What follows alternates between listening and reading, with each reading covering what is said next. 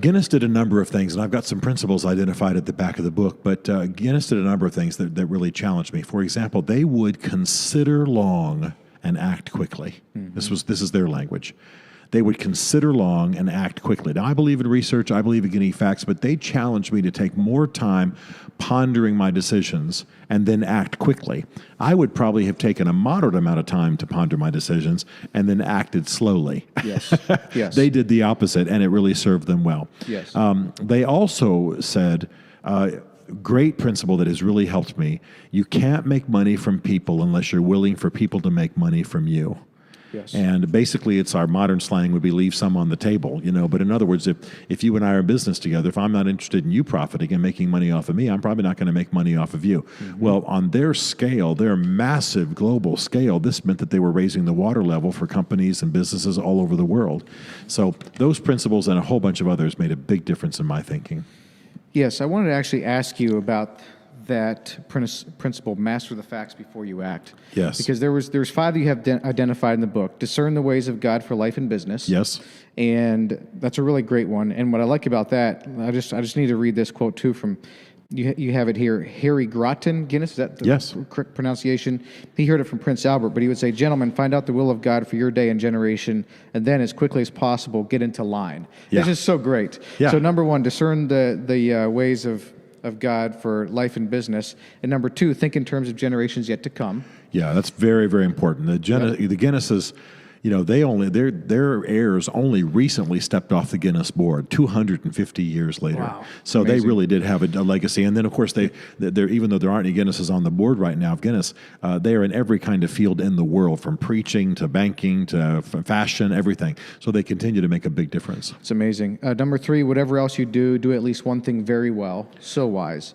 Number 4, master the facts before you act. And then number 5, you already referenced, invest in those you would have invest in you. Yes. I want to come back to number 4, master the facts before you act, because this was another one that when I was reading this book, I'd spend a lot of time thinking about this one. This one was very instructive to me because I can tend to lead from the gut. Yeah. And so I'm curious what your recommendation is. We have a lot of business leaders and owners that listen to this podcast.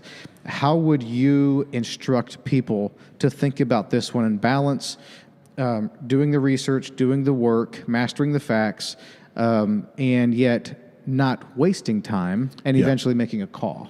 You want to be careful not to become immobilized by facts. I know people who are just, I call them optionistas.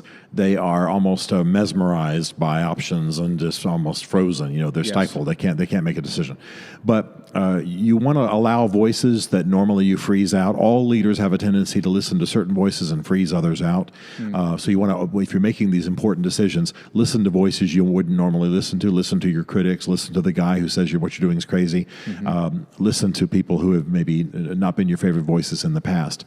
The other thing is go look at the situations where other people have done what you've done and failed and or been a success.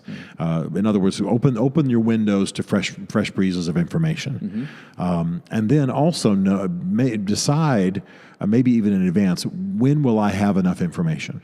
When is the terminus? Because research can go on forever. There are people still sitting in libraries 50 years later.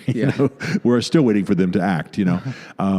And I believe in all of that. Obviously, I believe in academics. I've got a doctorate. I'm a research person myself. But if you're going to lead, you're going to have to act. So maybe even before you start the process, at what point will I decide that I've got all the information that I need? Yes. And that will help you draw it to a close. Yes. My research for decisions is usually an intense season of research, concentrated research, but it doesn't last very long. It's just that I get a lot of information. I'll go somewhere for a month and really immerse myself, and then I'm done. Let's go. Let's do this thing. I'm ready to make a decision. Okay, yeah. So you sort of know going in, you have a month, and so you got to learn everything you can in a month. Right. So there's a set time beforehand, and then you'd learn everything you can within that set time frame. That makes sense. Now, I feel like you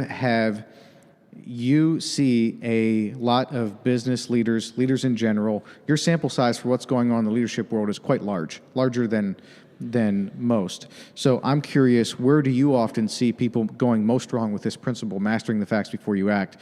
Taking too much time or not enough? What do you see as the most common kind of fallacy here on this principle? Number one, if you're going to research broadly, you're going to get conflicting information. So you're going to have to make judgments. this guy's giving me a perspective because he failed and he's afraid of the loan process. Or that guy is giving me perspective because he had plenty of money. He never had to go through the loan process. In other words, you can't sit there. Some people hear competing views or perspectives, and they are stuck between the two of them like they're caught in a tractor beam and they can't break free on Star Trek. The fact is that you have to make a decision. I'm going to follow this guy's advice, or this is wisdom. Okay, I'm done with that subject. You've got to move on. You've got to make judgments. The immobilizing thing is a problem.